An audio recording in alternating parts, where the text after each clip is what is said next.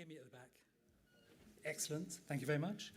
So a couple of logistical type things. I'm told there were no planned fire alarms, so if there is one, it's real and you need to exit. I'm sure there are signs to tell you where. The other really important announcement is the Wi-Fi password for those who didn't pick it up on the way in. So the Wi-Fi password is Wi-Fi, or small case, 5042. So those are, I think, the only two announcements I'm supposed to make. Have I, Carla? Excellent. Right, so thank you all for coming to this event today. Let me just get my scrawled speaking notes.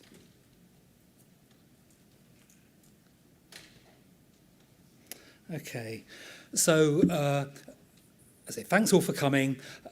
Particularly thank you to those people who are attending physically today. Do take the opportunity to do a bit of networking, catch up with old friends.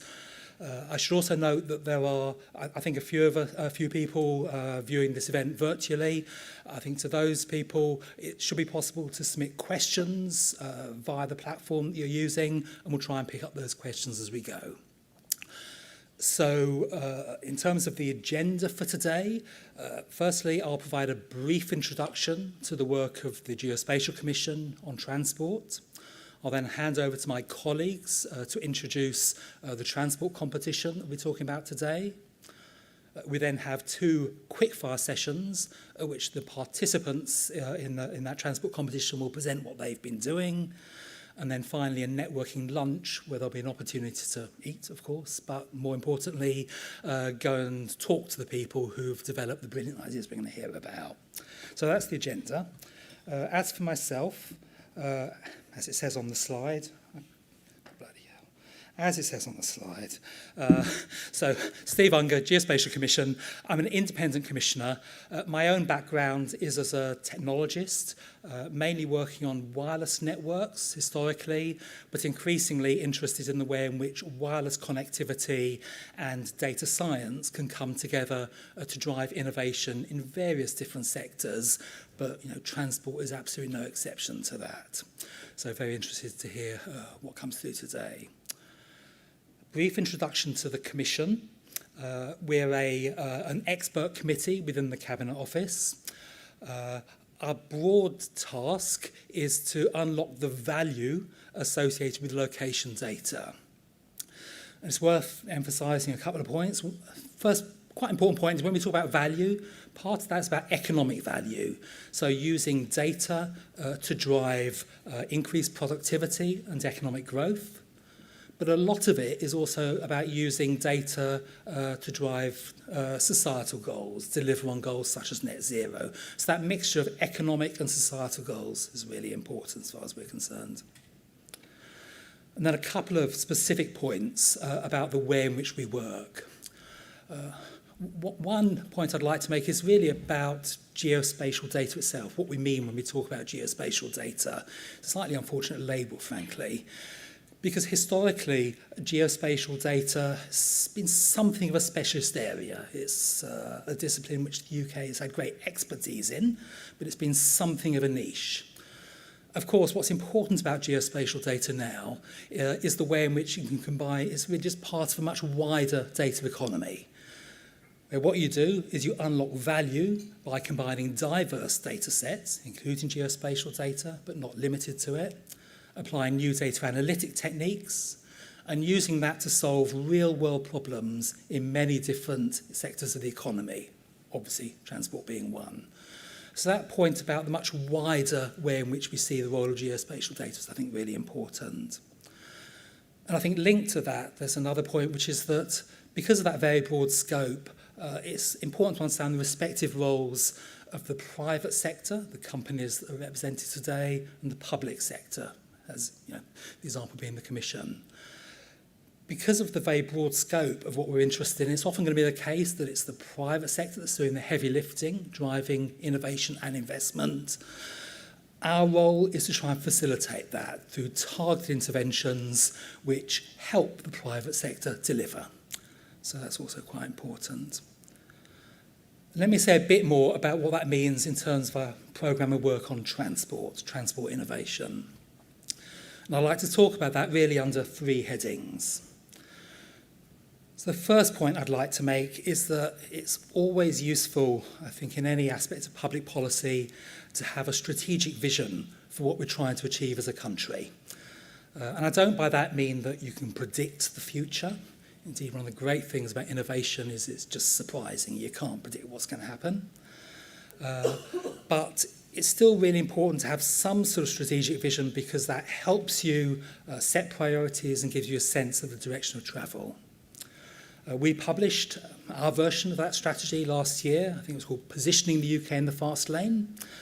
That was based on inputs from a number of industry experts, I think around 50 different industry experts. And we also carried out a pretty extensive review looking at the various ideas that were emerging from the research community. That all fed into that strategic document. So I hope you've all looked at it, and if you haven't, I'd encourage you to.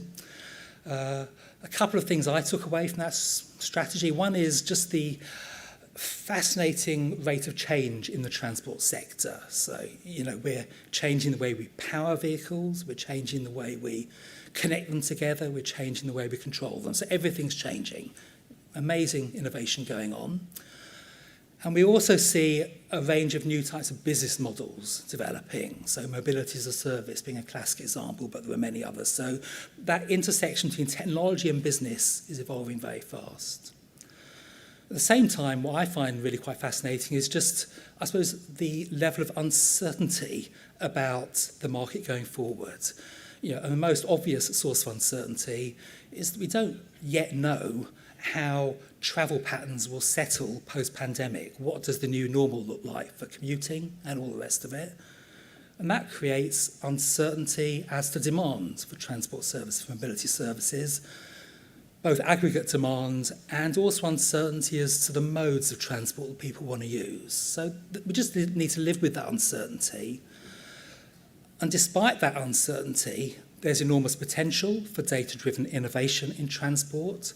Indeed, I'd argue that it's precisely because of that uncertainty that we need to see data-driven innovation. It's by using data that we can understand the evolving needs of citizens of this country and help meet them.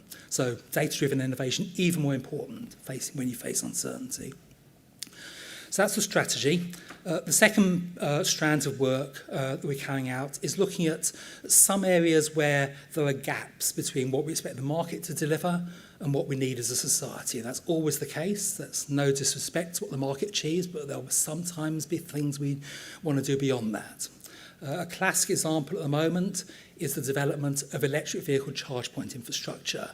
Great deal of private sector investment going into electric vehicles. The fact that Elon Musk can buy Twitter tells you all you need to know about that. But there'll still be gaps. So we're working with local authorities to understand what data is required to analyse the gaps in provision of EV charge points. And a few examples of the type of gaps that might exist. Most are pretty obvious, I suspect, as people in this room. There are a set of issues around households that don't have off-street parking, so can't charge vehicles off-street. That tells you something about the needs for on-street charging facilities. That's one important set of issues. There's another really critical set of issues around where do people actually park their cars during the day? Where is it they leave their cars for long enough that they might be able to charge them? And that then is also an important demand side driver for where you put charge points. Then on the supply side, there's a set of issues about costs. So, for example, proximity of different locations to existing electricity distribution networks, because that drives costs. So there's a set of location data issues which need to be understood to help local authorities with planning of electric vehicle charge points, and we're working on that with them. One interesting side effect of that collaboration with local authorities is that it should also help improve, I suppose, the understanding of data, of what data is available, and the accessibility of that data. One of the recurring themes that we come across in our programme of work, not just in transport, is the enormous amount of data that is available, particularly in the public sector, but a concern that it's not always well understood what's available, and even when it's understood, it's not always that accessible. So what we'd hope is that one of the, I suppose, side effects of the work with local authorities is we might be able to produce with them a better understood framework for key data sets, which then helps the private sector think about how they can aggregate data sets from different local authorities to provide services at a national level. So I think that's also important.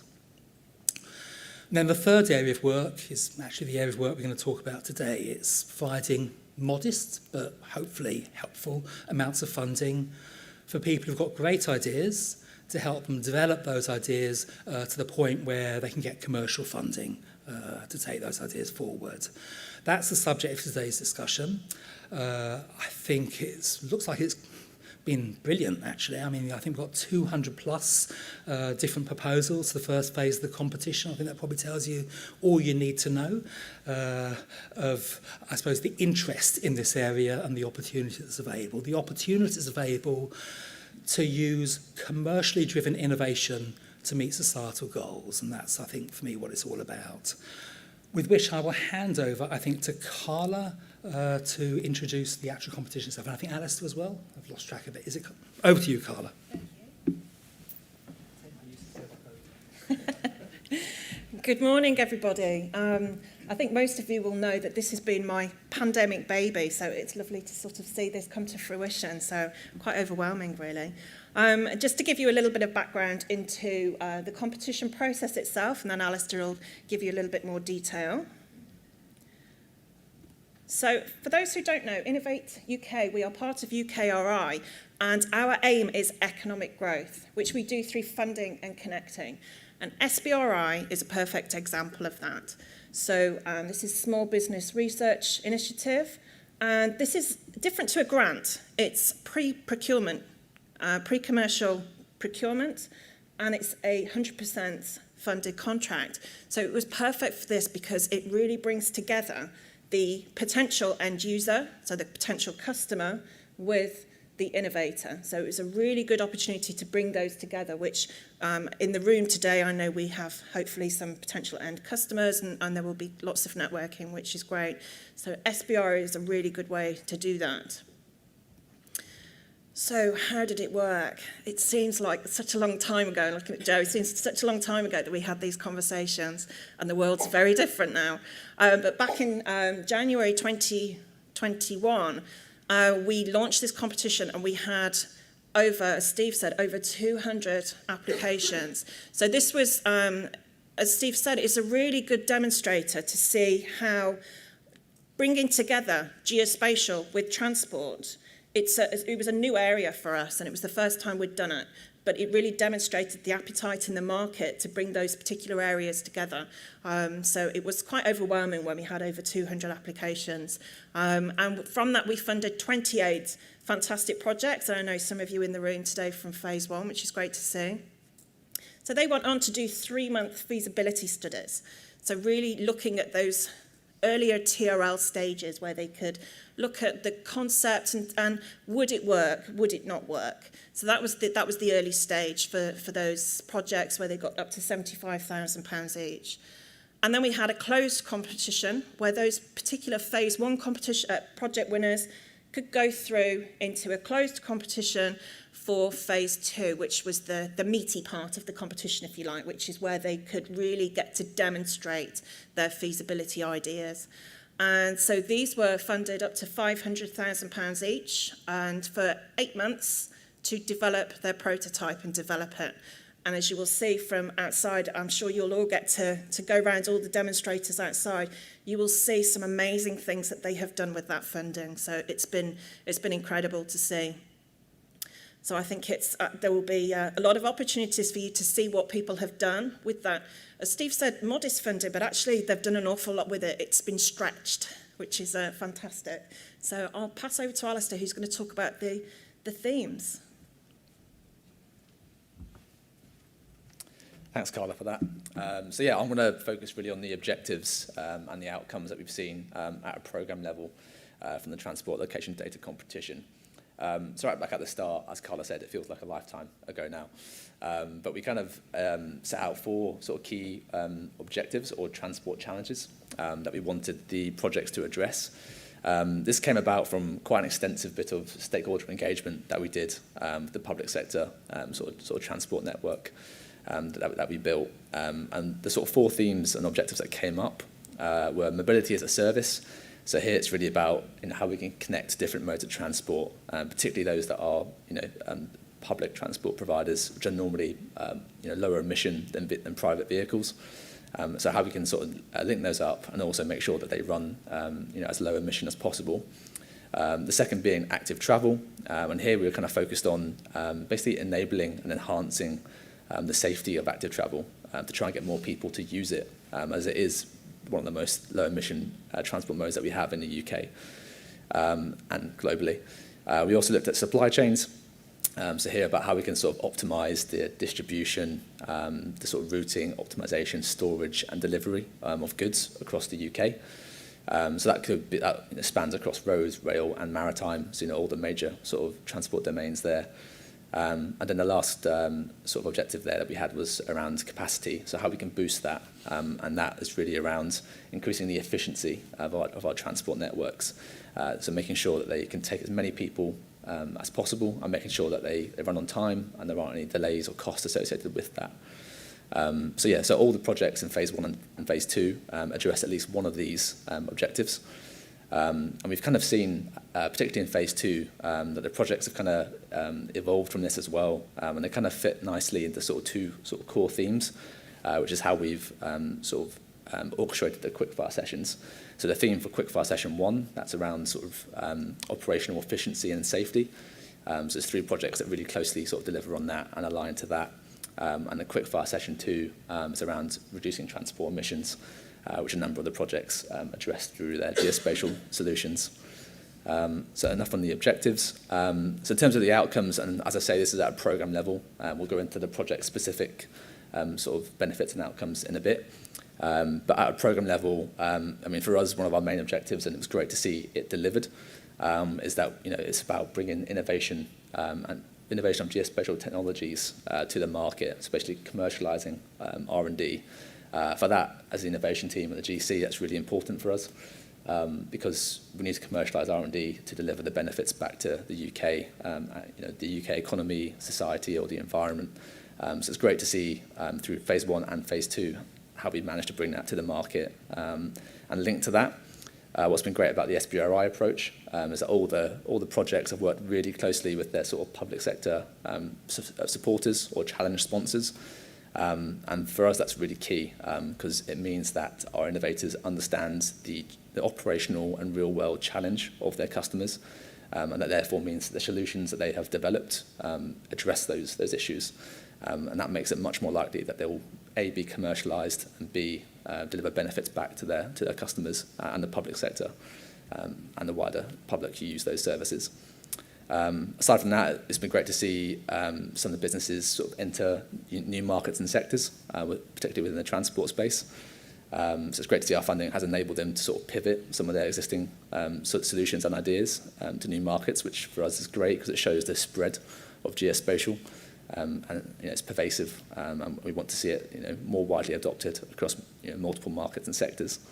And lastly, business growth, whether that's revenue or in fact the creation of new jobs. It's been great to see that sort of develop, particularly through the phase 2 companies, and see companies create new revenue streams and hire more people, which is all great things, and we're happy to see that come to fruition. It's not to say there haven't been challenges, and I think we should be upfront and honest about those. And these are things that we want to look to address.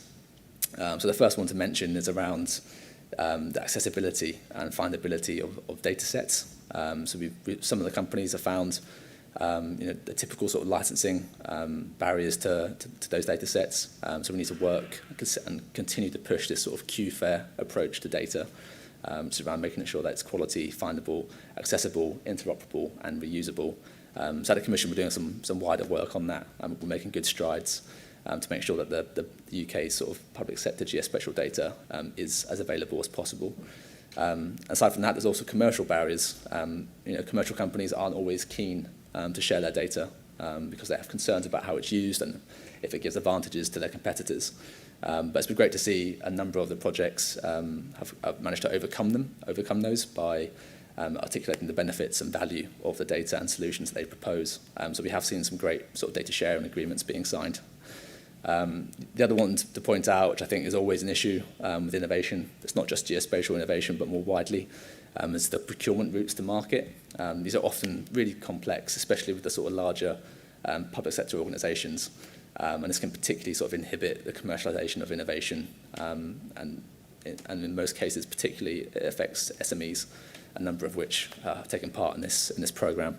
So I think it's just something to be aware of, and we need to find routes within the public sector to make that easier for innovators. And at the GC, we're pleased to say that we're able to set up the space and geospatial dynamic purchasing system framework, which enables companies an easier route to procurement from a geospatial perspective. And the last thing to point out on challenges is this sort of changing mindset around data and digital. It is happening, but it's happening quite slowly, and it takes longer for the more traditional sectors to sort of come around to this way of thinking and incorporating data as a key part of their operational workflows. But again, we'll come on to it later, but we've seen some shifting of thinking around that, which is great to see. So now we'll just go to some of the projects and their sort of experiences of the programme, and also some of the project benefits as well. So I'll just play this video.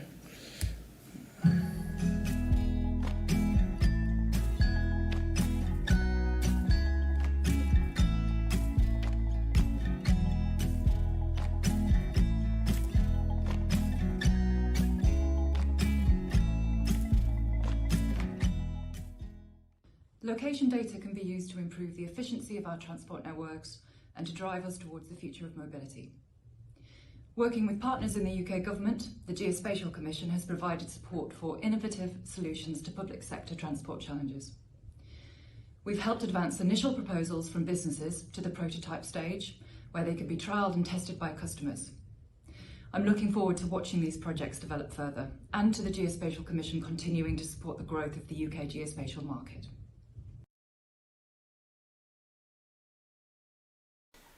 This competition gave us the opportunity to accelerate the development of a technology that TALS have been considering for a while.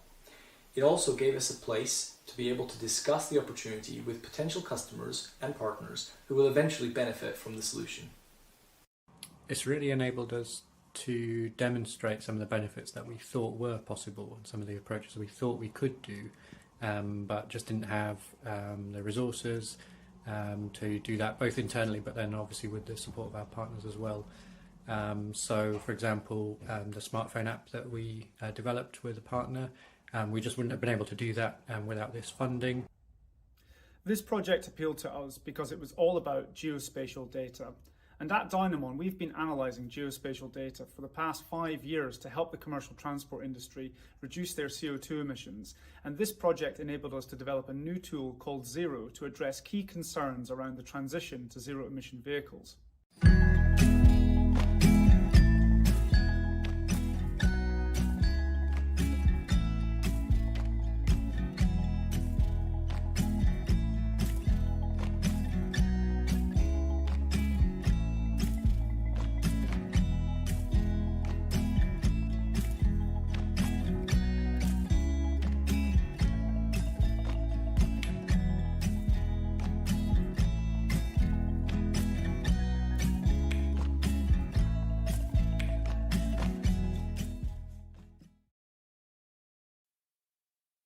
From that, we've got just a snapshot on screen here of some of the project-specific benefits. This is not all of them, so I just want to flag that we've got a brochure on gov.uk that we've published, which contains a sort of detailed summary of all the projects that have been involved in Phase 2 and contains a larger infographic of the project benefits. So yeah, please have a look at that in your own time. You just need to Google Transport Competition brochure and it will come up as one of the first search results. So yeah, if you want any further information, have a read of that in slow time. But I think other than that, I would just like to say thank you really to all the projects from phase 1 and phase 2. It's been great to work with you. It delivered some fantastic solutions, which we're going to hear more about now. So I think on that note, I'm going to invite the quickfire one-session speakers to kind of come up on stage. So we'll give everyone a minute or so to come up here. But this will be chaired by Rosalind Goodfellow, who's a Deputy Director at the Geospatial Commission.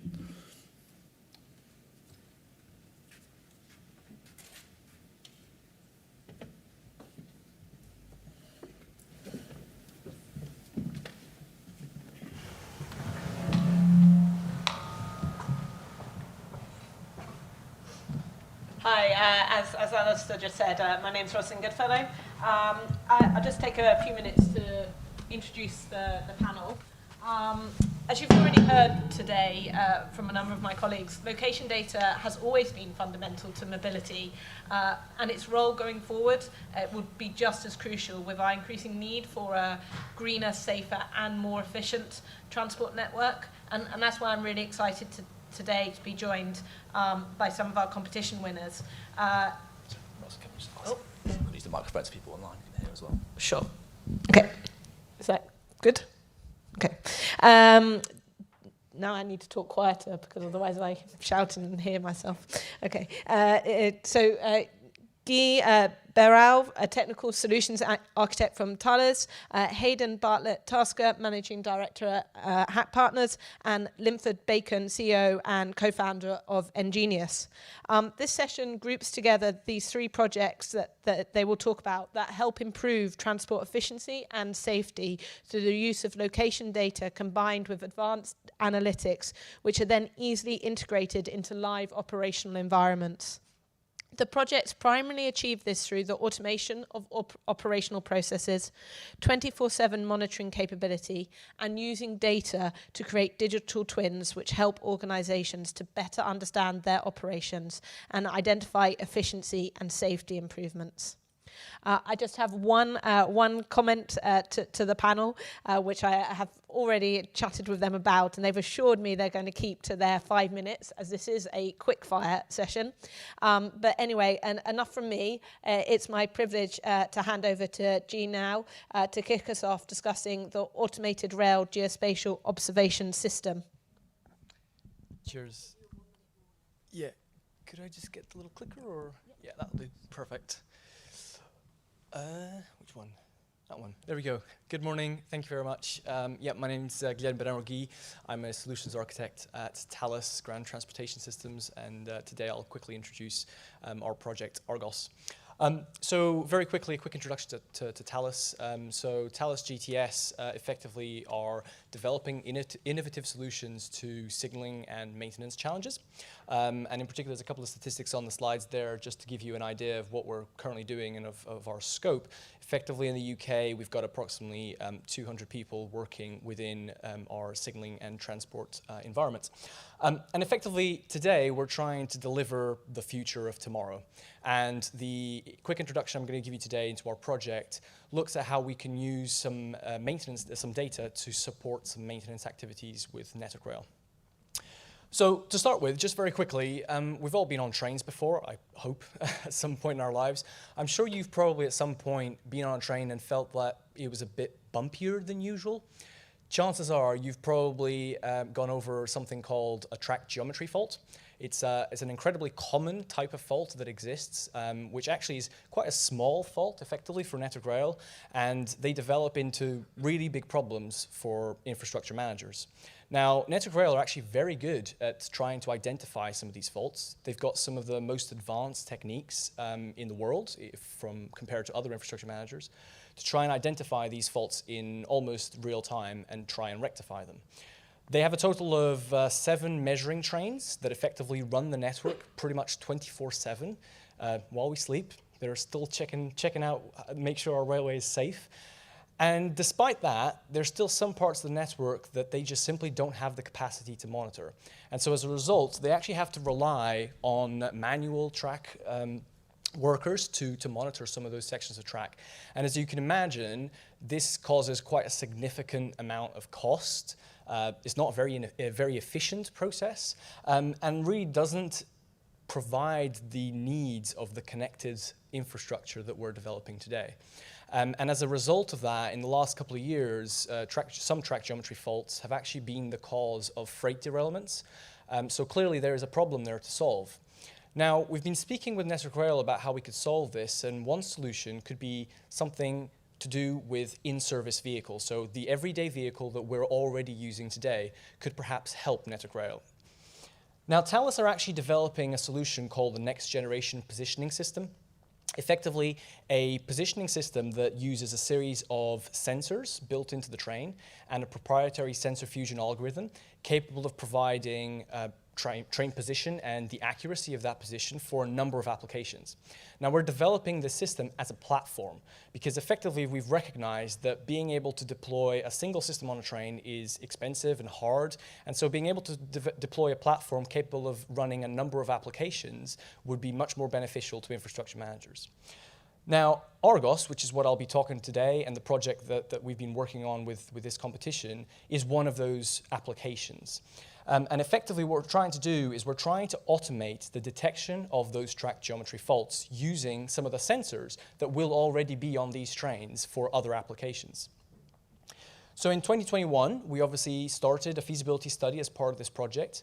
We worked with Network Rail and Great Western Railway, and Great Western Railway, GWR, were able to provide us with access to a Class 150 train, which we fitted with the Thales Next Generation Positioning System. And since then, we've been analyzing the data and undertaking data science to understand whether it was possible to use inertia measuring unit IMU data from one of those sensors to try and identify track geometry faults. So far, we found that it is feasible, that we would be able to provide effectively continuous infrastructure monitoring if we were to fit this to a number of in-service vehicles, such as passenger vehicles that GWR run, as well as freight vehicles, which are actually one of the bigger targets because they're one of the areas where Network Rail cannot run their recording vehicles.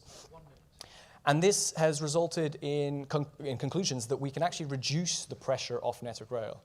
And we can provide accurate geolocation data on the location of those faults, which some of the other solutions on the market may not be able to do in the same level of accuracy.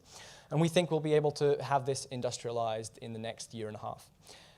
From the data we've analyzed over the last 4 months, we've concluded that we're likely capable of detecting 76% of actionable track geometry faults. So we're really looking forward to see where the technology can go. And I really appreciate your time. Thank you very much today. And feel free to come and chat with myself or one of my colleagues later today. Cheers.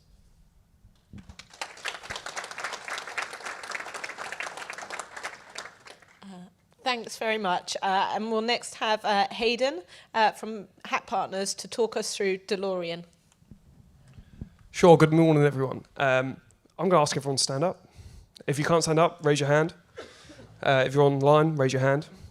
So let me go into DeLorean. This is about helping trains run on time, and I'm going to come down from the stage and break stuff. This isn't a stand-up gig, I promise. So basically, we want our trains to run on time. That's pretty much the first sentence in the Great British Railways white paper. I'm going to start with a question. How many of our delays do you think we can actually easily understand? And I'll start with percentages. If you think we can easily understand 100% of our delays on the rail network, sit down. 90? 90 over there. 80? There's people starting to drop. 70? 60, 50, 40,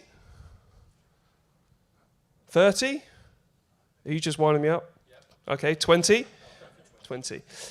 It's actually about 60% of all our delays. So if you want our trains to run on time, we need to understand 60% of our delays. A pretty big problem. And that's where these reasons come in. The first one is operational data is messy. To create new, better data, we would have to instrument the whole network. I mean, that's billions and billions of pounds of new hardware, not going to happen. And third, there's, as Alistair said, commercial agreements lock this important data which is in the industry already to try and solve that large problem. And that's where DeLorean comes in. Now, what DeLorean actually does, and I'll be really, really short with this, is it creates a highest resolution network model. So we take track circuit data, which is basically saying, where is this train precisely on our network? And we can use it to derive all sorts of analysis to improve performance. Let me give you a real example. So from Surbiton to Vauxhall Q1 2020, this is real data. And I'll try not to get too into the rail detail. So Trust, which is a system we use to attribute delay, measure delay, will say that 2 delta 50, the head code, the train, simple terms, has an average delay of 193 seconds. So a performance team potentially will look there and try and understand that. It'll be very, very time consuming, and they might actually just be managing the symptom. What DeLorean does with this high resolution network model is it actually identifies what we call the murder train, which is 2 Juliet 50. So we think it's 2 delta 50, but it's actually not. The root cause is 2 Juliet 50. And this is what we call sub-threshold delays. So they're those tiny little delays that add up over your journey, and it's the equivalent of death by 1,000 cuts. You know, they add up, but they don't appear in trust, which is when that data becomes more easily visible. And that's why you have so many small delays which make up that 60%. And this goes on every single head code, every day on our network. Just think about that. Every single head code, every day on our network. There's a lot of efficiency to be gained with just using geospatial data and existing open data in clever ways. And the team over at the back did a fantastic job. They're the smarts behind this. And obviously some of our partners as well, like Network Rail, who really want to solve this problem. But it is disruptive. It is very, very innovative. And it's very, very novel. And we're hoping we can just take it forward and with Network Rail very quickly, because we want to help more trains run on time. And this is the solution to that. And I'll just give you a little bit of a view about the tool, because it is actually a system and you can come out and see us. But we're able to, for instance, automatically say where those murder trains are. So these head code chains over here, the red ones, they're actually the root cause of your problems, not the ones in orange. We can say, if you look at the middle screen, where the lateness is actually occurring at sub-threshold level on the journey. And it's all automated. We can actually start to look at automated delay attribution as well. It's quite a technical domain, so I'm not going to go into any more detail than that. But hopefully that gives you a good flavour of what we've been doing and how basically transformation it can be for operational performance and passengers. Thank you very much.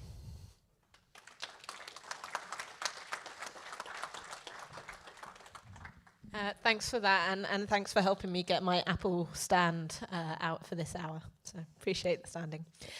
Moving away from the train network, I'm now really glad to invite Linford to talk through data, digital active travel augmentation. Brilliant, thank you very much. Yeah, hello everyone, my name's Linford Bacon, and today I'm going to give you a very brief overview of how we are using machine vision and AI to make cities smarter and more sustainable. But before I jump straight into what we've been doing, I want to just paint a picture for you of the scale of the challenge that's facing local authorities across the UK and across the entire world when they need to collect data, real-time data, meaningful data from the physical space. And really the numbers all speak for themselves. So in the UK alone, local authorities are spending £40 million every year just on collecting the most basic traffic survey data. And despite this significant investment, the data they're able to collect is actually extremely limited, both in the depth and the scope of the data that they can collect. It's often point in time, and to really paint a picture for you, that means that most of the traffic survey data that we rely on represents just a single day sample in probably a 3-year period. It obviously changes depending, but the fact is that it's incredibly difficult to collect this data from the real world at any kind of scale. And perhaps even more worrying for that, and something that we're really interested in, is that a lot of these existing data collection methodologies just can't or just omit active travel information. And that's because some of the existing systems for collecting this type of data just cannot count people walking and cycling.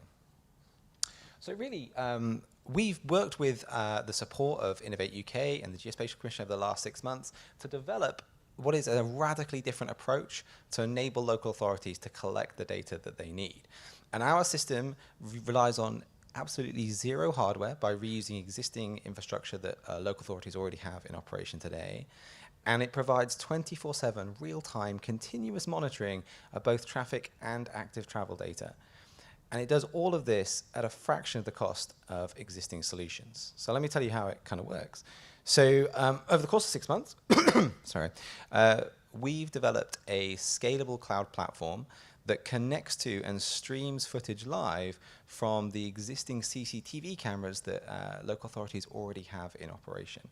We stream that data out of the cloud, and then we apply cutting-edge machine vision and AI algorithms to essentially recognize, classify, and track the objects that we can see within those cameras' field of view. And we use that technology is essentially converting this unstructured stream of CCTV data into highly structured, accurate, real-time geospatial data, which we can use to drive decision-making. And then we package all of that up into a visualization layer that really empowers decision makers within local authorities to make more data-driven decisions. Over the last 6 months, we've been incredibly fortunate to work with an amazing range of local authority partners, and really they've helped us to design, build, refine, and test the technology that we've been working on. We've been incredibly fortunate to be supported by them, and a huge part of what this competition has allowed us to achieve is that opportunity to work directly with local authorities and prove and ensure that the data we provide is really meaningful and useful for our customers. Through this collaboration, we've come up with some incredible outcomes. We've developed a platform that has the flexibility to be deployed at scale 24 hours a day, 365 days a year, both for individual one-off traffic surveys and for continuous monitoring. We've achieved, in side-by-side comparisons versus existing solutions, 99.89% accuracy of manual traffic count versus manual traffic counts.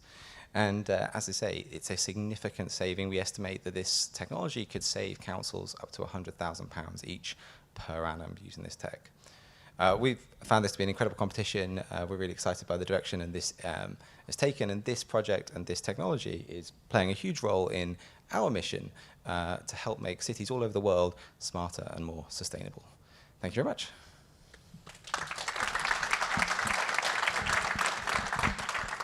Thank you, Linford. I probably shouldn't say this, but as a keen cyclist myself, having cycled here today, your project has a very soft spot in my heart. It's my pleasure now to hand over to you guys, the audience. So if anyone has any questions for the panel, and just remind, if you are online, I think you can submit them online, and someone in the audience here will read it out on your behalf. But yes, please. Hi, I'm Alex Cliff from the Highway Network and Digital Innovation Manager for Norfolk County Council. Really interesting to see the solutions. Obviously, I've been very fortunate to work with Ingenious on their platform. And one thing that really struck me is it looks like these solutions could be transferable between the rail and highway industry. Just so really interested in the IoT solutions. Have you considered whether your products could be transferable between the two in respect of, for example, picking up potholes or sort of highway defects using a very big sort of highway fleet, and similarly for Linford across into the rail industry? Anyone like to take that first? Yeah, I guess I can take that one quickly. I mean, from our perspective, from the technology that we're presenting here today, one of the things that makes our solution, the positioning system of our solution, so reliable is the fact that trains only move in one axes. When you are dealing with cars running over potholes, the way in which you calculate the accuracy is different, and so the accuracy does change. It's not as good. So to be able to detect potholes, I suppose, yes, it would be possible. I mean, as I said, we're effectively just looking at an IMU data, inertia measuring unit data. So in theory, yes, if every car was connected with an IMU sensor, it would certainly be possible to detect potholes. I think there's other solutions as well that kind of push more towards into the crowdsourcing world, where instead of relying on technology, you can also on technology and sensors, you can actually rely on all of us here. Obviously, you mentioned you cycled here today. If you see a pothole, for example, having some sort of application which you could report a pothole, which councils already have for drivers, for example. Perhaps there's areas to explore that in other industries, the cycling industry, for example. I cycle as well. I hate potholes. Might be an interesting area to explore. But yeah, certainly possible with the technology and the IoT data that we have. Anyone else? Oh, sure. Well, really interesting question.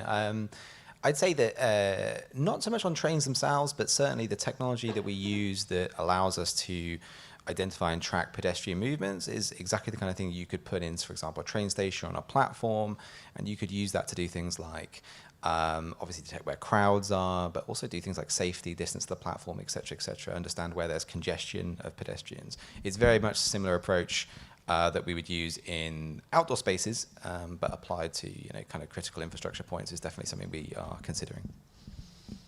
I mean, I might as well just add one bit. I agree with all of that. The only thing I think it's interesting. I think if you think like Teslas and their suspension, they've got sensors that are measuring so smooth. Doop, doop. They're already measuring it. That's why they're so valuable, because they're a massive instrument going around the roads. So it's definitely there. I don't know if Tesla will give you it, but I know they measure it. It's Steve, and maybe we'll take the lady over there as well. Steve, we can do both together, and then thanks. So I'm just curious, most of us carry an inertial sensor in our pockets called a mobile phone. What could be done if you could get access to the data that's produced by that sensor? Thanks, Steve. Can we take both these questions together and then...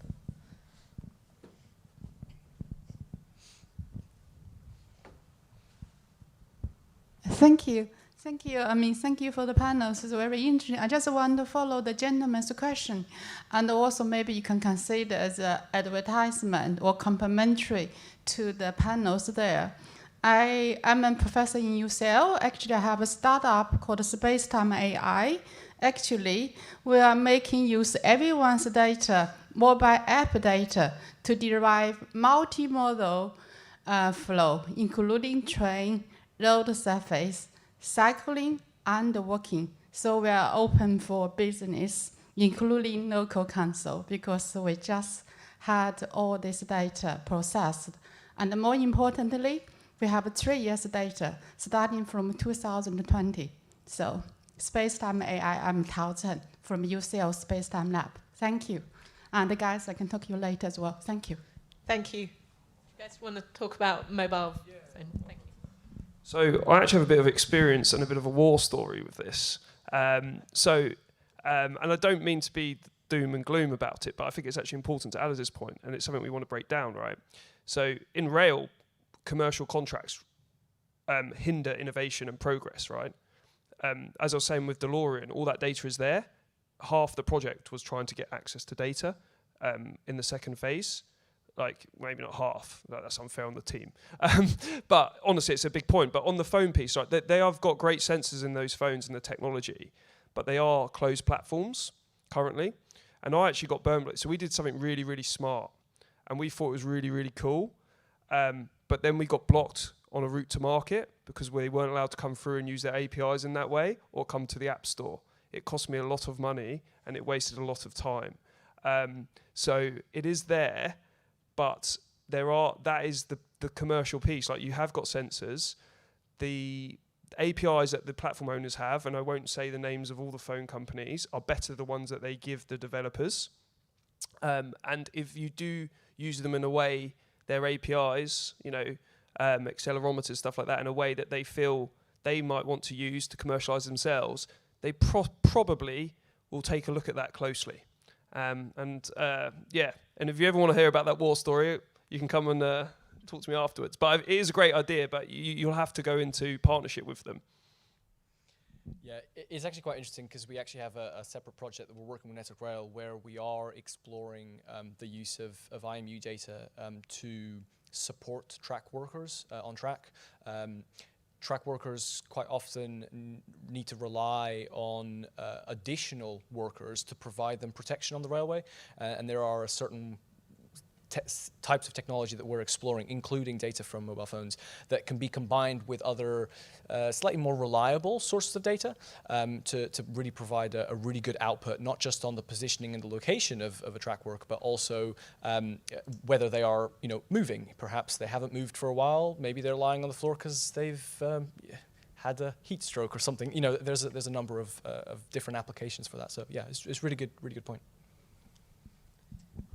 I think we've got a few more minutes. Yeah, we've got a question online, if that's okay. Thank you very much. And then Bernard. Yeah, this is from Gareth Bayes, Flows, Head of Location-Based Services at SciNet, and it's a question really for all three panellists. He's asking, what would you consider the primary obstacle / challenge for scaling up these technologies today / now?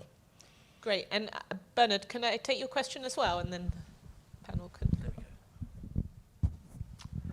Bernard Silverman, I'm the chair of the Geospatial Commission, so I'd just like to welcome everybody here and thank you all very much indeed.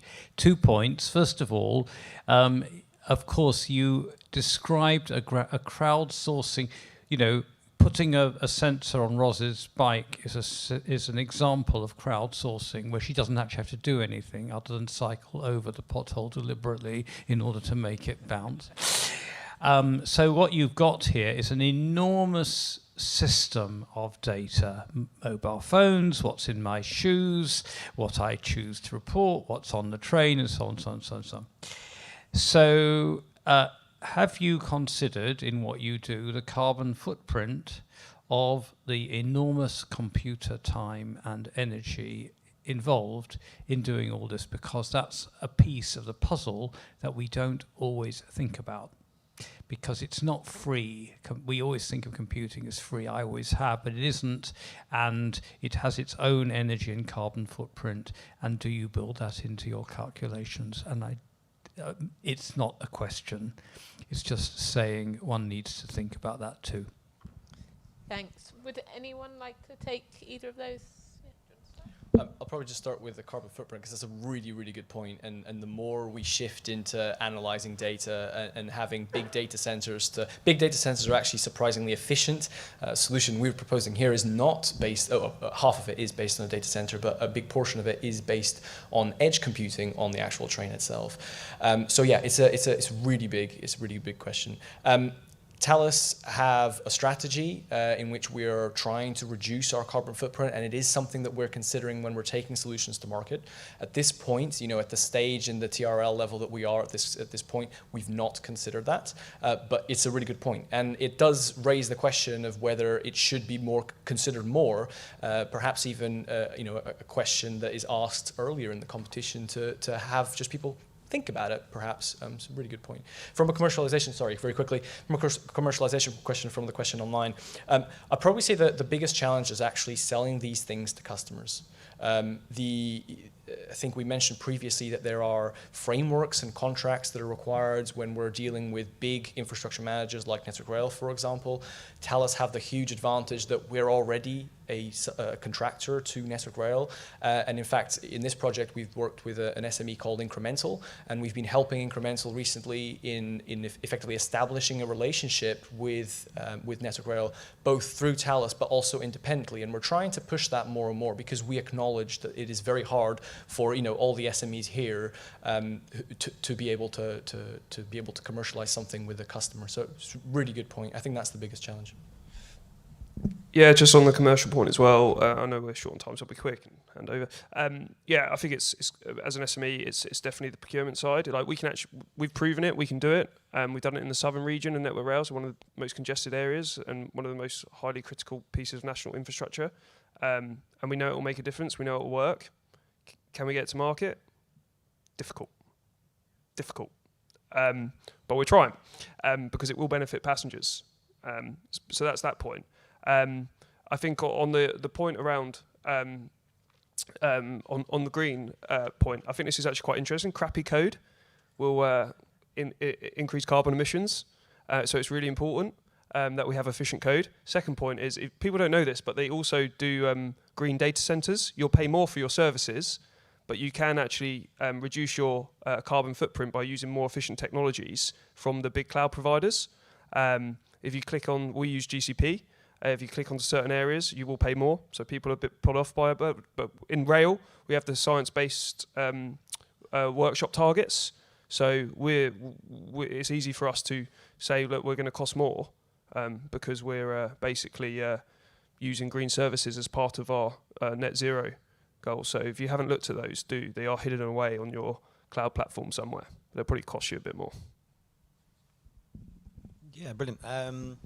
Yeah, well, so I guess the key challenges for us are, I think that I do understand that I sympathise with the procurement challenge. I think there's definitely one out there. I think there is where there's a will, there's a way kind of thing. So I think it's not insurmountable. What I'd say is that with a lot of innovative technology, you require customers to change their thinking quite a lot, and you require the existing processes to change. And that you need kind of innovative early adopters to work with to do that. And actually, it's quite hard. It's quite hard, especially I think in local authorities, to change those workflows, to change the established ways of doing things very quickly. So there's kind of an inertia there. I think we've been very fortunate with who we've been working with, but certainly I think there's a challenge in that.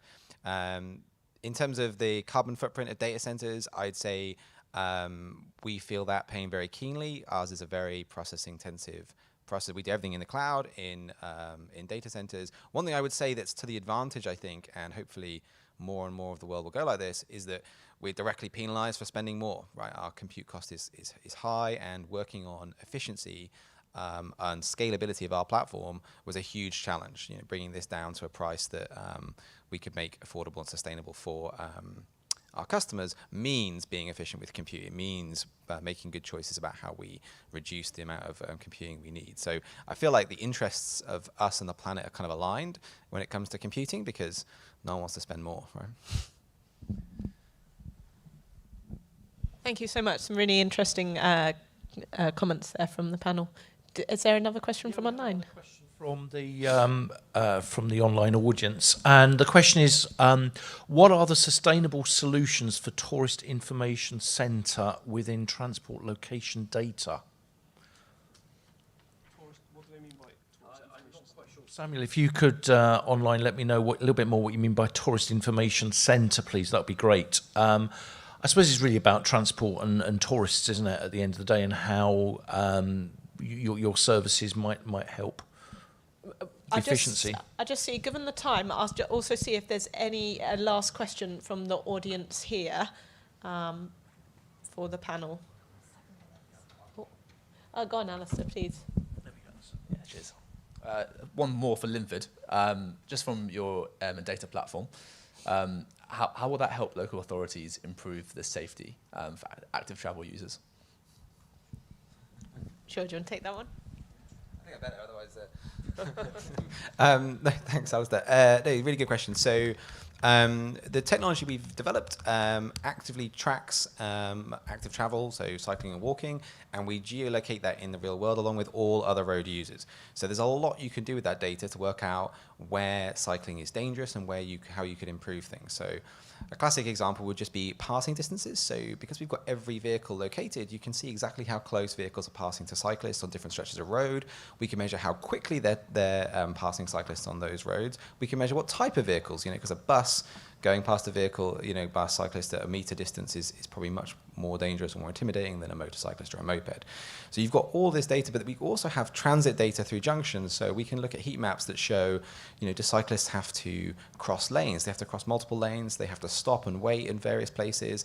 All of this information builds an incredibly rich picture of how these kind of road users are kind of interacting. And that's what's letting us, what we hope, is going to give us the insights to target where we can put new road infrastructure, or local authorities, I say, will put new road infrastructure in and kind of foster that adoption in cycling. I have been advised, we do actually have time for... Go on, Carla, please. So I'm just going to ask all of you, what is the one biggest thing that this funding has unlocked for you as an organisation? Great question. Yeah, please.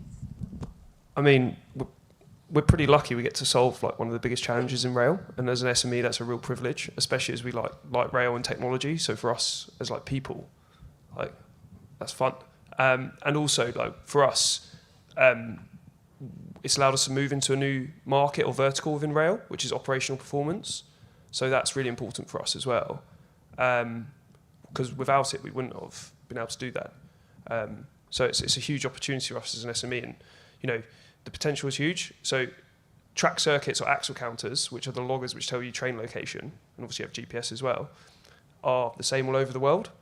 So you know the UK invented the railway.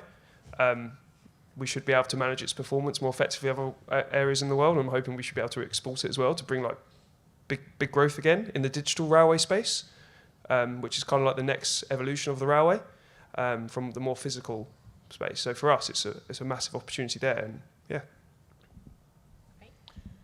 Yeah, I mean, from our perspective, TELUS is a large corporation, but and I think by default people quite often think, oh, what are they doing here? Like, oh, it's an SBRI, but in reality, even though we're a very big organization, we do have limited resources, just like any company. I'm not comparing it to an SME, but as we have big projects and we're involved in these big, contracts, we do have limited resources, especially when there is some reluctance, even within the R&D space, to provide resources into areas that we're still analyzing the feasibility of. So this gives us an opportunity to kind of, and it's a small cost effectively for the UK government, for the Geospatial Commission, for example, to be able to invest a small amount into just determining whether this is going to float or sink. And for us, it really helps with that. It allows us to unlock some resources. We have the opportunity to be able to hire someone and bring someone in to help us on this project. And that does go a very long way. Can't underestimate that, it really does. Yeah, I'd echo that really and say that certainly for us, the technology we're developing, it was very experimental when we started, and there was no guarantee that this would work and we'd be able to achieve the accuracy that we needed to achieve. And so, being able to work with Innovate UK and the Geospatial Commission has really de-risked a lot of this, and I guess it's opened a lot of doors to work with local authorities. It's difficult to come with an idea to a potential customer, but with the backing of this framework, we've been able to work with them very closely and overcome those technical hurdles. I really feel like it's unlocking that ability to take that risk and to prove out the technical uncertainty and show that this a solution can really work, which I don't think you've necessarily got much alternative to. It's quite difficult with unproven tech to get out there in the market and discuss it with people when we don't really know whether it's going to work out in the end. So yeah, huge help. Thank you so much. I think I'm going to call this first panel session to a close, but immense thanks to all the panelists and also to everyone in the audience for participating so effectively. There is now a short coffee break, and we will be starting back in this room sharply at 11:50. So go grab the coffee.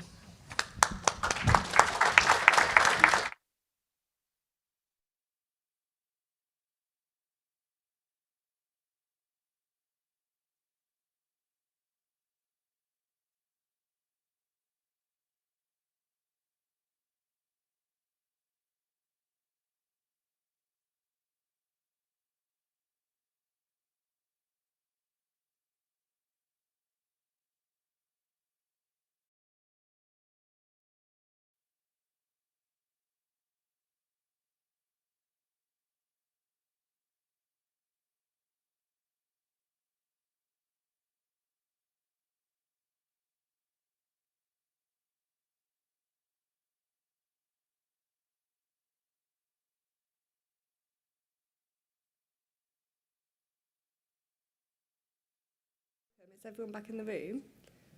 It's so exciting to be here. I'm going to quickly introduce myself, but we're here for session 2, the second quickfire session, about reducing emissions. And to quickly introduce myself, I'm Claire Wren. I'm one half of a director job share partnership at DFT, where we've just established a new directorate called the Future Transport Systems and Environment Directorate.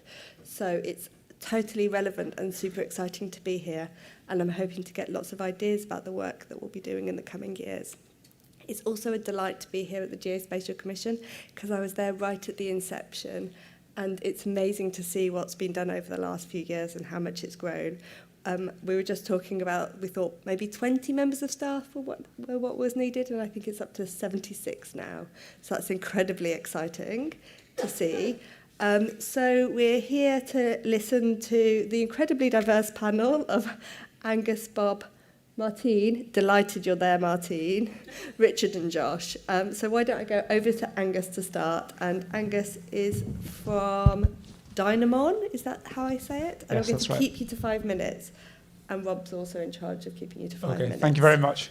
Okay, good to see you, everyone. My name's Angus Webb. I'm the CEO and founder of Dynamon. So Dynamon is a data analytics software company that spun out from the University of Southampton engineering department 5 years ago. And we provide tools to the commercial transport industry to help them maximize their sustainability. And the thing I'm here to talk to you about today is our latest tool, Zero, which is an AI tool to help commercial transport companies transition more effectively to zero-emission vehicles. And the reason this is important is because zero-emission vehicles present the most significant challenge to commercial transport. Can you do it for me? I'm going to try. The answer is no, I can't do it. Sorry.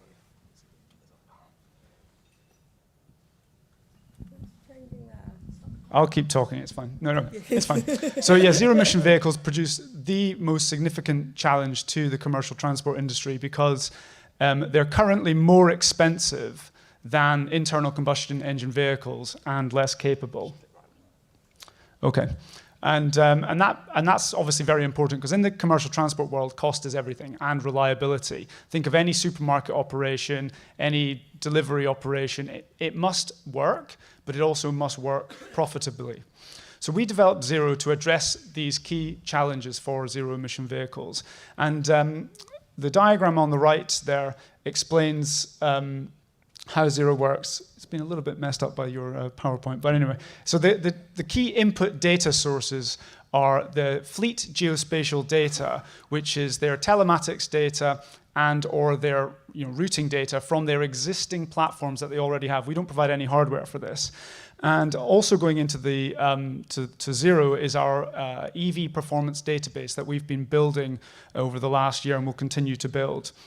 And this enables fleets to identify which EVs are best for their specific fleet operation.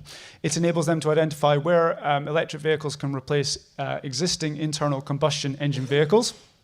And it also enables them to identify what charging infrastructure they require. And charging infrastructure is almost as big a challenge in itself as the vehicles. And then going on from that, if you've got charging infrastructure, you also need to supply electricity for your charging infrastructure. And it's really important to understand that so you can ensure that your depot locations as a commercial fleet has the electricity when you need it. So as I mentioned, in addition to geospatial data, Zero analyzes EV performance data. And there's very little useful data out there about EVs. And so we've developed our own proprietary vehicle testing program, which enables Zero to predict how a specific EV will perform within a specific fleet operation. And so we've developed this testing program that tests vehicles in both the real world and in the laboratory environment to really understand and build a model as to how an EV will perform. And that included testing vehicles down to very cold temperatures and up to very high temperatures to build these digital twins of specific EVs and their performances. Stop moving again. It's moving on this screen. Yeah.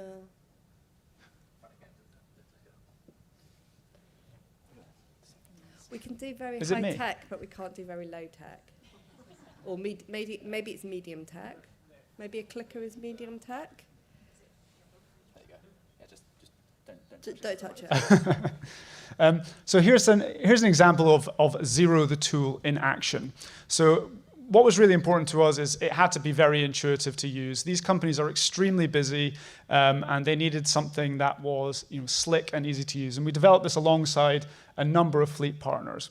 So fleets are able to log into Xero like any software product and see all their vehicles, all their existing journeys, and be able to easily click on a vehicle in a journey and see how an EV will perform on that operation. So they can drill right down to the individual journeys, and on the right-hand side, they can aggregate that all back up to be a very clear overview of, okay, what vehicle configuration, what charging infrastructure configuration will work for my fleet operation.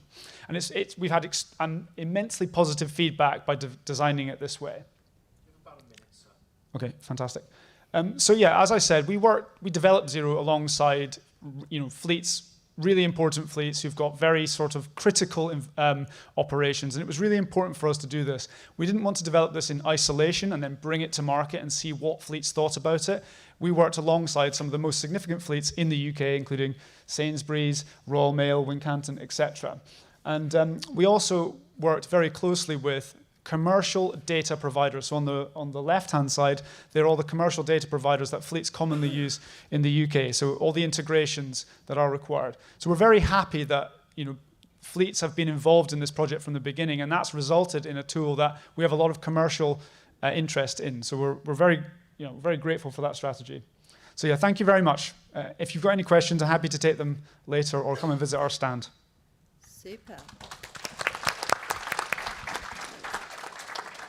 And it's over to Bob on the national freight model.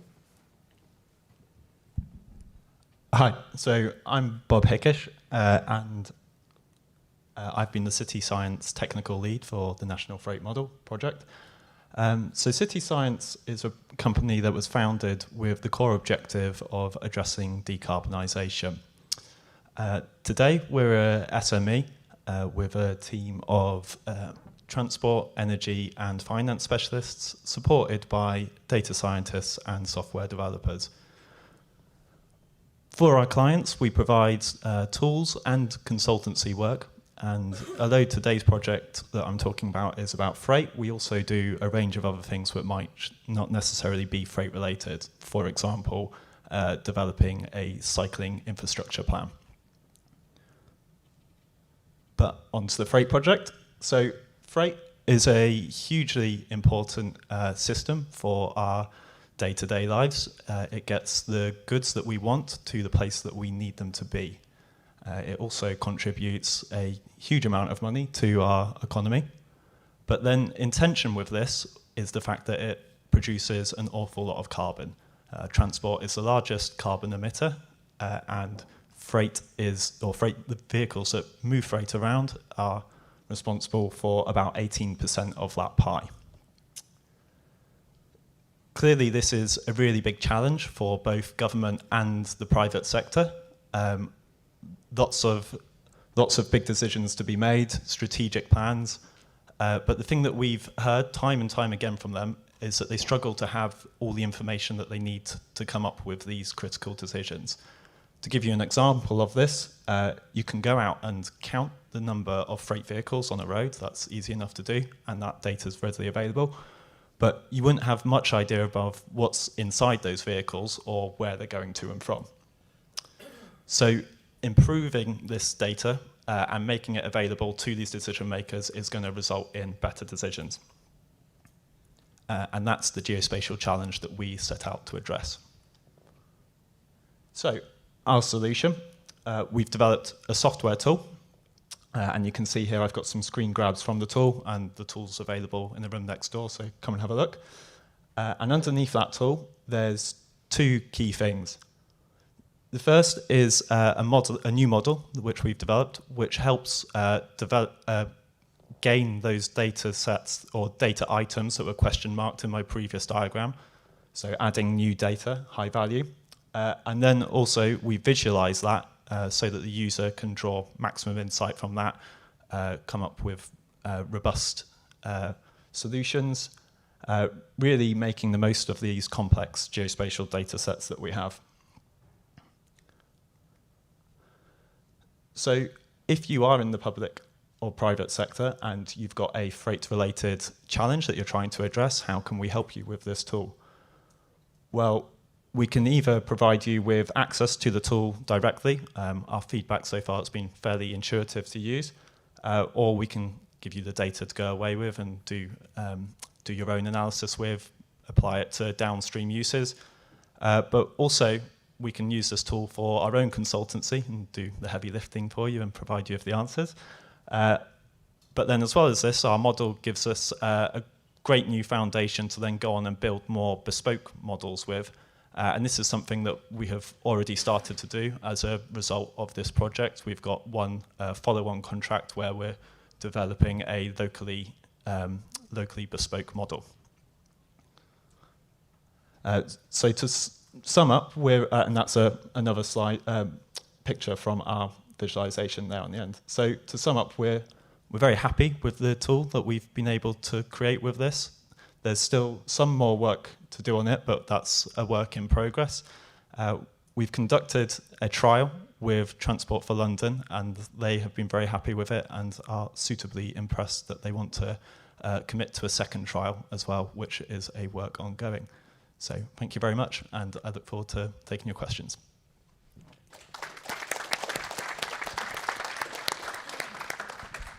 Thanks a lot, and over to Martine and Richard on marine analytics, intelligent systems, marine analytics, intelligent systems. Thank you very much. Thank you all for being here. And are we standing up? We are standing up. And thank you everyone joining online. My name is Martina Scarrett, and I'm here today with Richard Vilton, who is the CEO and co-founder of EME Analytics. And let me just remember to click the slides. Oh, how do I click it? This one. Brilliant. So we are EME Analytics. We are a London-based micro SME, well, UK-based, but London-based, and we create digital twin analytics and visualization solutions for geospatial data. And as you all know, that's the data of moving things that have a time and a place attribute. And what we do is we bring this data into our digital twin platform, we analyze it and we visualize it in a very dynamic way that is easy to use for absolutely everyone. We've already implemented this digital twin software for a variety of use cases in the transport sectors, so working with bus, rail, aviation, and much more. But for this particular Geospatial Commission challenge, we have taken on a completely new challenge, which is the maritime sector. And as you can see here, the UK government have pledged many millions of pounds towards building new offshore wind farms to create clean energy that will hopefully make all of our houses driven by clean energy by 2030. And this is a very rapid expansion, and the question that we have been asked is how will this impact the maritime supply chains, and particularly the shipping movements that now need to maneuver around these wind farms, a very critical industry for the UK. And we have developed our digital twin solution and implemented it for this challenge. And I'll now hand over to Richard, who will tell you a bit about how we did this and why this is good. Thank you, Martine. So just to sort of set the scene for the project, it probably started at the kick-off event that KTN arranged at the start of this competition, where I met a representative from the General Lighthouse Authority, and we just happened to be chatting about various interests, and the question they posed was the fact that they are responsible for the maritime navigational services around UK waters, and with this advent of massive expansion of offshore wind, that introduces a lot of obstacles into the sea, and an understanding of what that means to the movement and behaviours of shipping is pretty integral to their ongoing services. As Martine mentioned, we had worked in other sectors, but not maritime, so following that conversation, we applied to this competition, and obviously were successful in both phase 1 and phase 2, and that led to our Mantis project. The project itself had a number of different components. We were seeking to generate new data, use that data, and to develop and advance our own software and analytical capabilities to produce insights from that data. And effectively, that's what we did. We deployed an additional 12 AIS receivers. AIS is the protocol by which vessels emit their locations continuously at sea. So we've deployed an additional dozen of those around the UK coastline, and that's feeding into one of our partners' networks of data, and we're taking that data. And then that data is going into our software platform, which we have evolved and adapted to be able to not only process that data in real time and present it, but also to build upon that ever-increasing history of ship location data to allow end users to predict what will happen if you suddenly put a future large obstacle in the route of a shipping path. And so that's what we set about to do. That's exactly what we've done. What I'm going to show now is a video of the software in action. I've been told that some of the online audience might not see this, but I can share it with you later. But effectively, this is our software solution. It's called Mantis. As I said, we're showing real-time locations of ships at sea around the UK shoreline, continuously ingesting that data and persisting it, presenting it in a very intuitive and engaging interface, which is part of our core software. But then, more interestingly, because we're building up this very rich history of shipping movements, we've built in additional prediction capabilities that allow a user to define the parameters of a new notional offshore wind farm and then run a predictive algorithm against all the historic shipping data to determine where the density of those ships will be rerouted to and where those shipping lanes might start to emerge if you suddenly block that channel. And from that can be fed into planning processes, risk assessment tools, and a variety of other mechanisms that determine the impact of that proposal to put an offshore wind farm, or indeed any other obstacle in that bit of sea space. So we've built this over the last few months. It's a mix of both real-time, historic, and predictive analytics, presented in a very sort of user-friendly and intuitive cloud-based web interface. And obviously we continue to engage with the General Lighthouse Authority, but also the other public sector bodies that have responsibility over the sea space and offshore renewables. So everyone from the Crown Estate to DFT to BEIS, many other organisations have an involvement and responsibility in some regards to the impact of offshore wind on transport behaviours. So that's what we've done. We've got the application running outside, so you're more than welcome to come and take a look. And yeah, that's us. Thank you very much.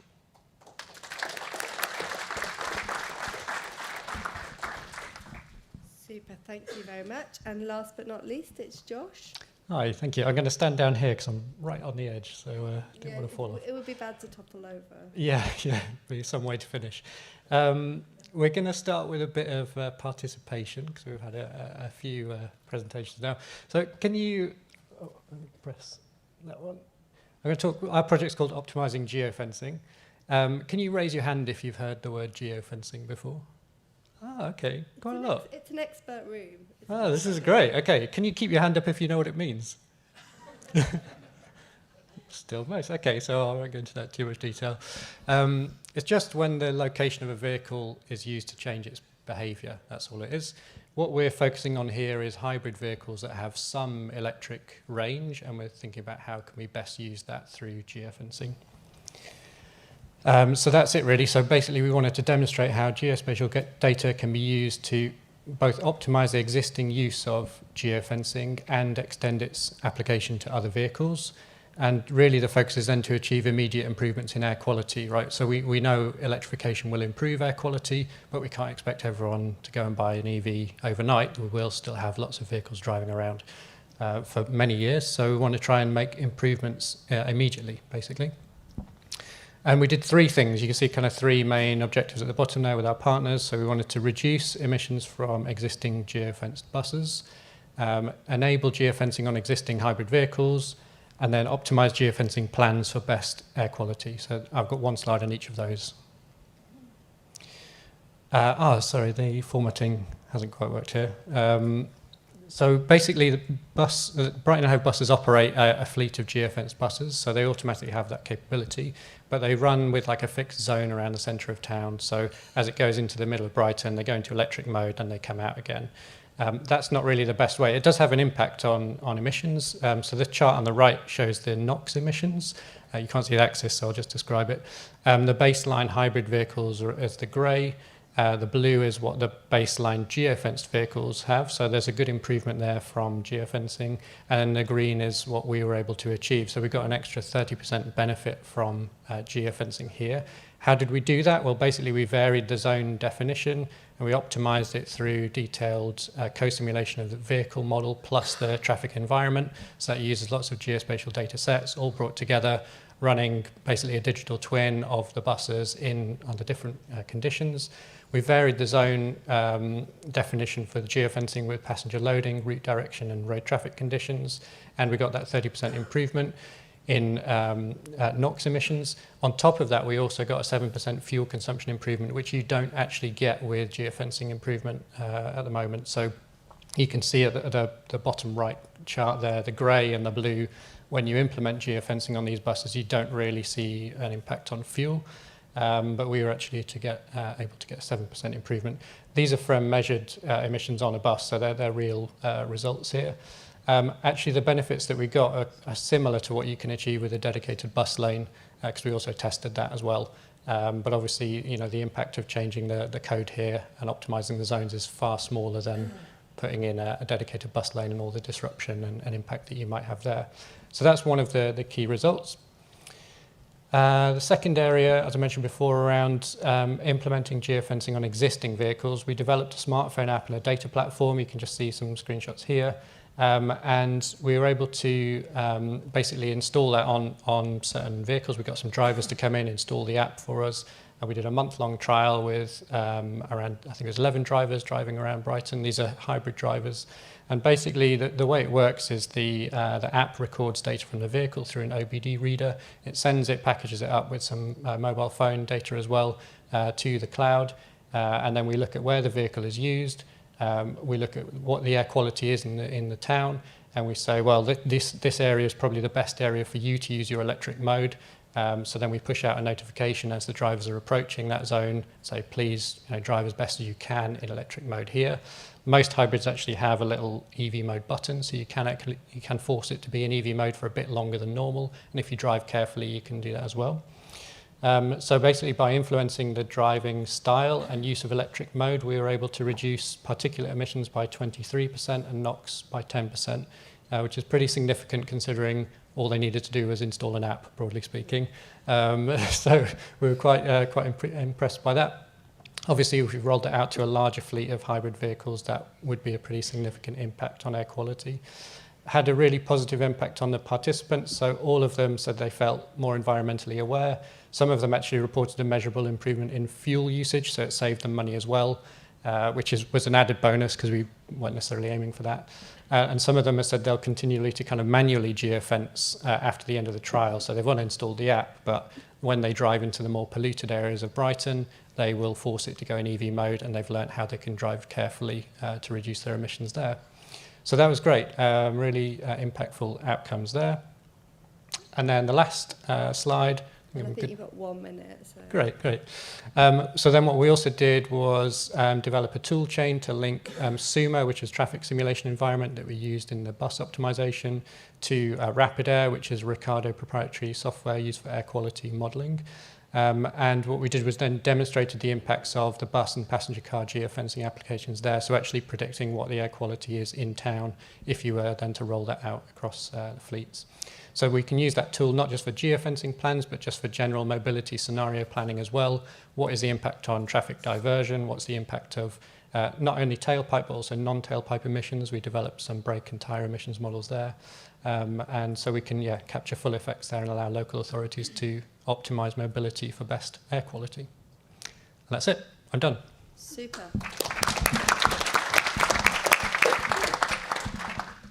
I think we've got Will with the roving mic for questions, but first I'm going to say thank you to everyone. It was so great to hear. It really sparked lots of interest from me. In my teams, we've got the Connected and Autonomous Vehicle Division, so they're thinking about some of that, and also JACU, which is the Joint Air Quality Unit, who are implementing the CASs, so lots of ideas for me.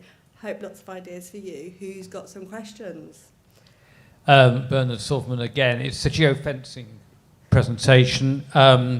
I declare an interest in that I'm the owner of a small electric car, which has an unfortunate range extender, so it counts as a hybrid, even though it isn't.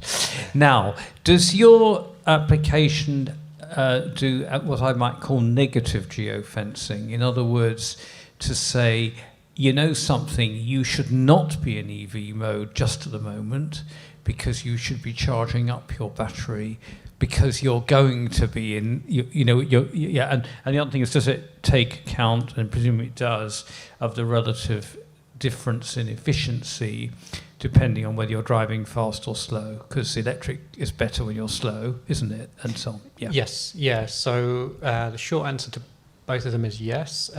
So in the optimized zones, we considered the range and the capabilities of the vehicles themselves. So initially we implemented a single kind of AQMA zone for all the vehicles. Then we modified that again as an automated process. And so each driver then had optimized zones based on what they could actually achieve.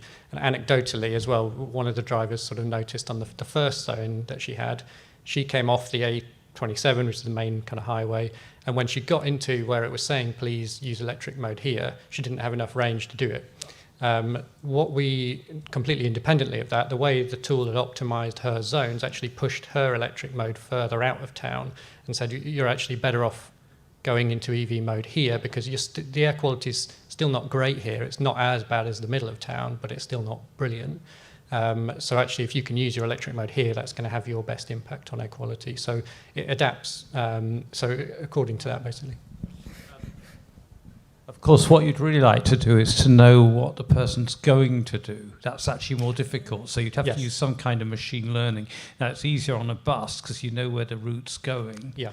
But if you know I'm driving, you'd have to know where I was habitually. You'd have to predict where I was likely to be going next, whether it was worth going into EV mode or not. So there's clearly, obviously, what you're doing is the first step in what could be a very, very exciting idea, except we of course want to eliminate hybrid vehicles on the roads altogether, but that's another story. Thank you. So we have done the automated thing as well, so if you embed that actually into the vehicle control, you can do that. We've actually demonstrated that on another vehicle too. Who is next? Oh, question right at the back. Will's dashing towards you with the microphone, getting his steps in, that's right. Hi, yeah, it's a question for the Mantis team. I was just wondering, and maybe I've misunderstood your product, so please correct me if I have. I tried to look at your website, but I got bogged down in marine animals before I got to you. So, in terms of your monitoring, obviously, I was just wondering if you'd consider the fact that the sea is rising up to meet your monitors. So, how agile are you prepared to be to change the location of your monitoring systems as sea levels change and rise? And have you considered using or do you use your monitoring systems to map subtle incremental changes that are happening in our shipping now because of changing currents and changing sea levels? Because presumably that's potentially data you could be gathering. Okay, so from a product perspective, what our company provides is software. So it's the analytical and visualization software that can work with data from sensors.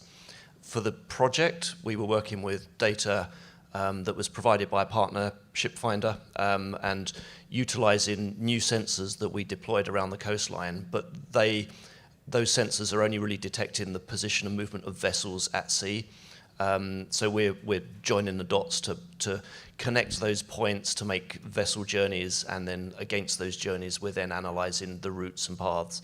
Our software itself can work with data from any type of sensor that has geospatial and time attributes along with any other status that it might be monitoring. So although in this project we weren't looking at anything that was related to sea level change or indeed any sort of environmental measures, our software is very adaptable to use those types of data sets. And we do have other projects in other sectors where we are certainly looking at the environmental consequences of journey paths and routes from data about the movement and position of things, whether it's transport systems or otherwise. Yeah, I hope that sort of clarifies where we sit and what we were doing on this specific project, but those opportunities to extend it into more sustainable focused metrics and measures definitely exist. And we have started speaking to some other government bodies whose remit is more around the marine ecology and the impact of rerouting ships because of obstacles in the sea.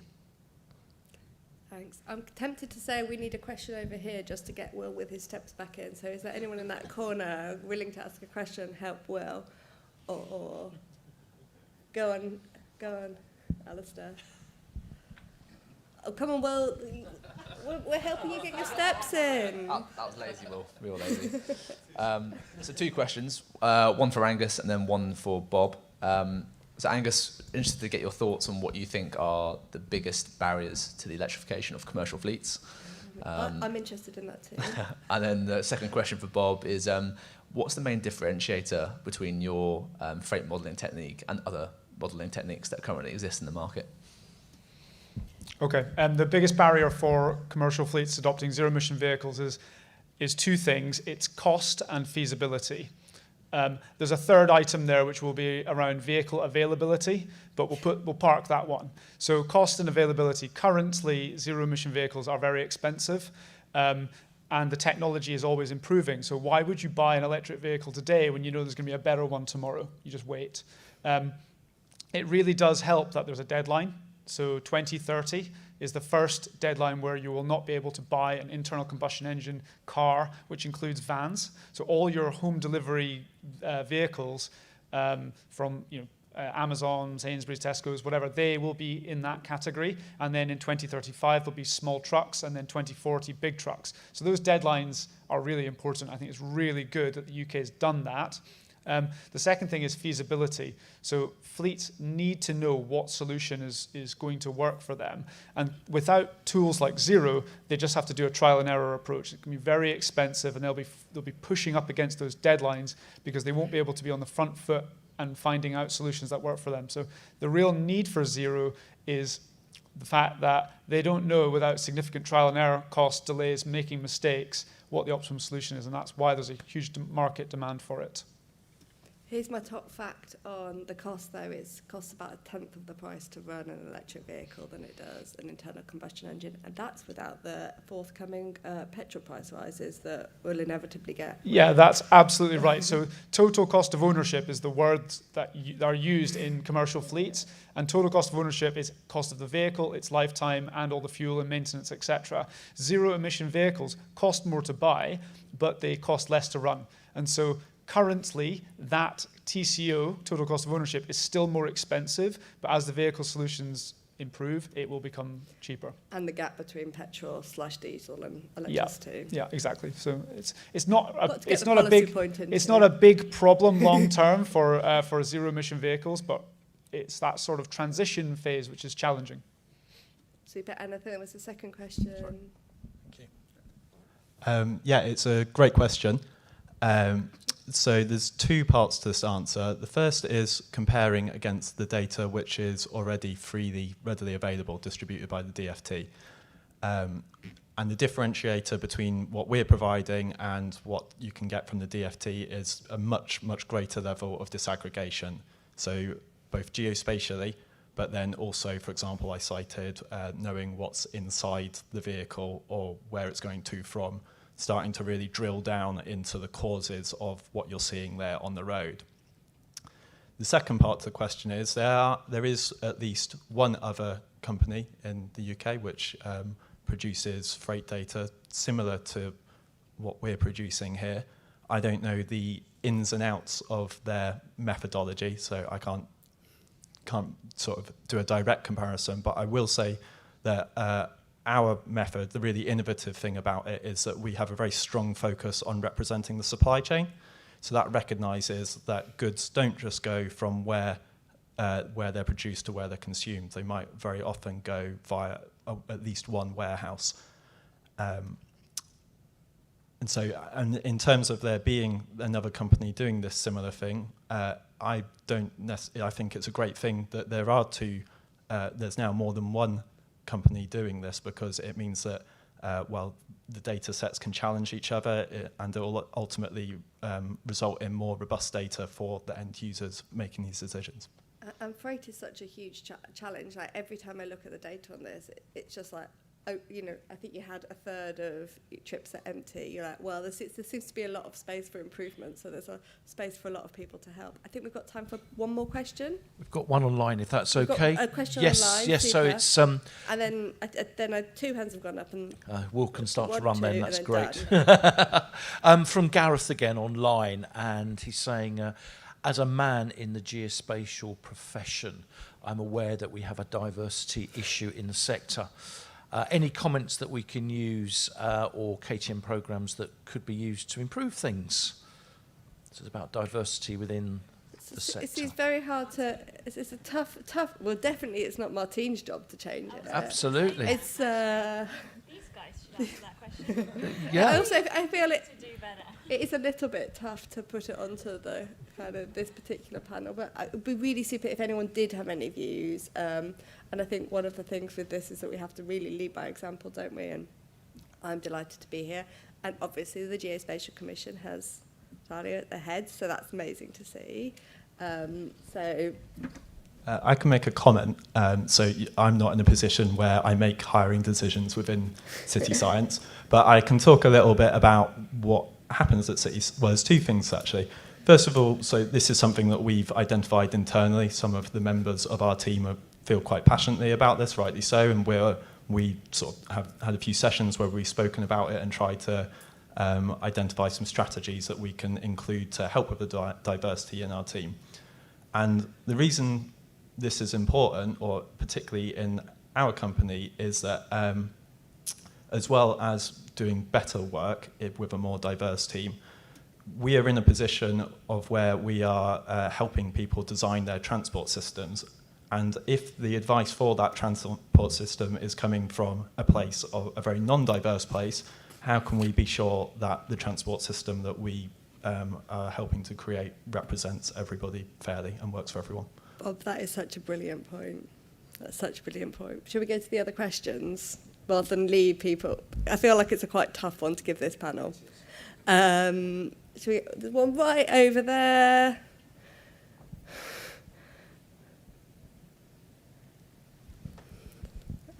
Hello, Jonathan Raper, transportapi.com. Question about Brighton and Hove buses and to Ricardo. I think you mentioned that you were using an app. Now, whose phone is that app running on? Is that a corporate phone or the driver's own phone? That's the first part of the question. Yep, so the bus side of things doesn't use the app because that's already functionality in those vehicles, and the bus drivers were very clear when they were buying these geofence buses, they don't want to have any kind of responsibility for it, so that's fully automated.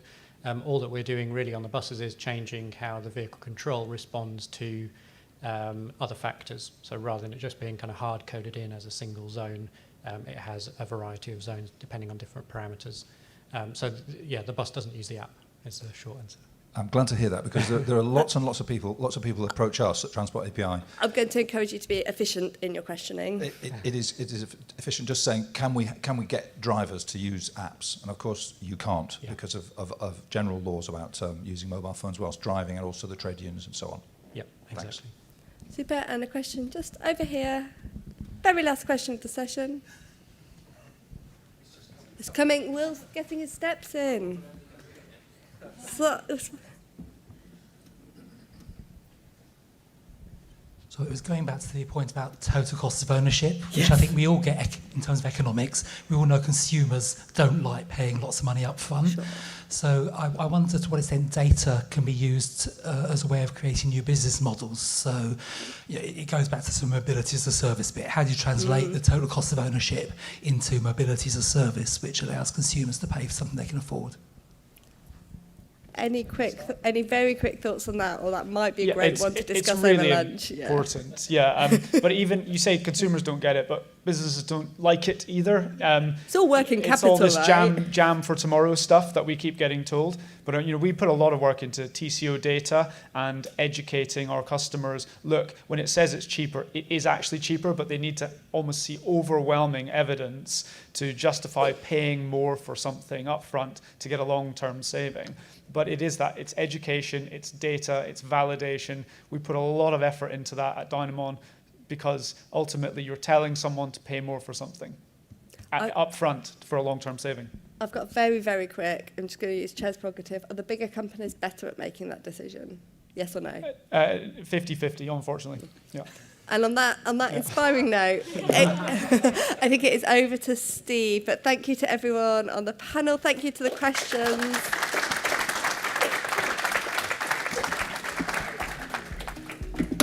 So I won't use my prerogative to ask any more questions.